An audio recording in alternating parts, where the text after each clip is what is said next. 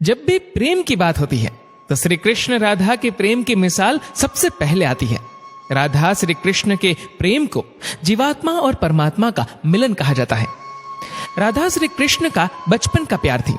श्री कृष्ण जब 8 साल के थे तब दोनों ने प्रेम की अनुभूति की।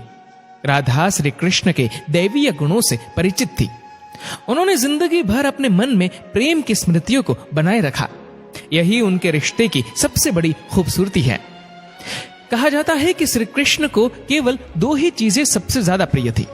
ये दोनों चीजें भी आपस में एक दूसरे से गहराई से जुड़ी हुई थी। वो है बांसुरी और राधा। कृष्ण की बांसुरी की धुन ही थी जिससे राधा श्री कृष्ण की तरफ खींची चली गई। राधा की वजह से श्री कृष्ण बांसुरी को हमेशा अपने पास ही रखते थे। भले ही श्री कृष्ण और राधा का मिलन नहीं हो सका, लेकिन उनकी बांसुरी उन्हें हमेशा एक सूत्र में बांधे रही।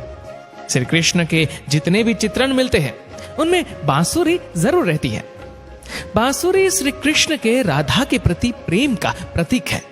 वैसे तो राधा से जुड़े कई अलग अलग विवरण मौजूद है, लेकिन एक प्रचलित कहानी नीचे दी गई है। भगवान श्री कृष्ण से राधा पहली बार तब अलग हुई जब मामा कंस ने बलराम और कृष्ण को आमंत्रित किया। वृंदावन के लोग ये खबर सुनकर दुखी हो गए। मथुरा जाने से पहले श्री कृष्ण राधा से मिले थे। राधा कृष्ण के मन में चल रही हर गतिविधि को जानती थी। राधा को अलविदा कह कृष्ण उनसे दूर चले गए। कृष्ण राधा से ये वादा करके गए थे कि वो वापस आएंगे, लेकिन कृष्ण राधा के पास वापस नहीं आए। उनकी शादी भी रुक्मणी से हुई। रुक्मणी ने भी श्री कृष्ण को पाने के लिए बहुत जतन किए थे। श्री कृष्ण से विवाह के लिए वह अपने भाई रुक्मी के खिलाफ चली गई। राधा की तरह वह भी श्री कृष्ण से प्यार करती थी। रुक्मणी ने श्री कृष्ण को एक प्रेम पत्र भी भेजा था कि वह आकर उन्हें अपने साथ ले जाए। इसके बाद ही कृष्ण रुक्मणी के पास गए और उनसे शादी कर ली। कृष्ण के वृंदावन छोड़ने के बाद से ही राधा का वर्णन बहुत कम हो गया। राधा और कृष्ण जब आखिरी बार मिले थे तो राधा ने कृष्ण से कहा था कि भले ही वो उनसे दूर जा रहे हैं, लेकिन मन से कृष्ण हमेशा उनके साथ ही रहेंगे।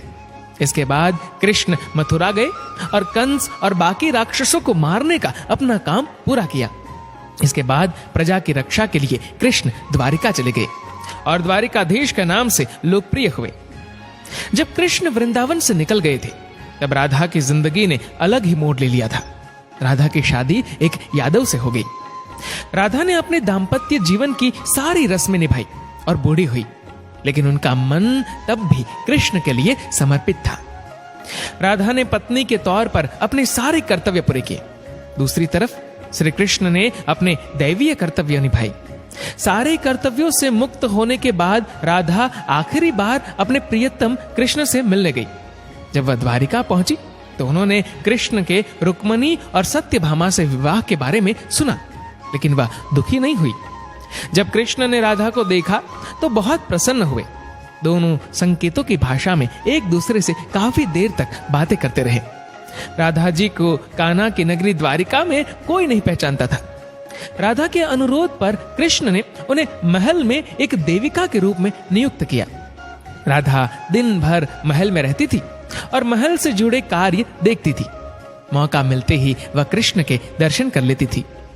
लेकिन महल में राधा ने श्री कृष्ण के साथ पहले की तरह का आध्यात्मिक जुड़ाव महसूस नहीं कर पा रही थी। इसलिए राधा ने महल से दूर जाना तय किया। उन्होंने सोचा कि वह दूर जाकर दोबारा श्री कृष्ण के साथ गहरा आत्मीय संबंध स्थापित कर पाएगी। उन्हें नहीं पता था कि वह कहां जा रही है, लेकिन भगवान श्री कृष्ण जानते थे। धीरे धीरे समय बीता और राधा बिल्कुल अकेली और कमजोर हो गई। उस वक्त उन्हें भगवान श्री कृष्ण की आवश्यकता पड़ी। आखिरी समय में भगवान श्री कृष्ण उनके सामने आ गए। कृष्ण ने राधा से कहा कि वह उनसे कुछ मांगे, लेकिन राधा ने मना कर दिया। कृष्ण के दोबारा अनुरोध करने पर राधा ने कहा कि वह आखिरी बार उन्हें बांसुरी बजाते देखना चाहती है। श्री कृष्ण ने बांसुरी ली और बेहद सुरीली धुन में बजाने लगे। श्री कृष्ण ने दिन रात बांसुरी बजाई जब तक राधा आध्यात्मिक रूप से कृष्ण में विलीन नहीं हो गई। बांसुरी की धुन सुनते सुनते राधा ने अपने शरीर का त्याग कर दिया। हालांकि भगवान कृष्ण जानते थे कि उनका प्रेम अमर है, बावजूद वे राधा की मृत्यु को बर्दाश्त नहीं कर सके। कृष्ण ने प्रेम के प्रतीकात्मक अंत के रूप में बांसुरी तोड़कर झाड़ी में फेंक दी।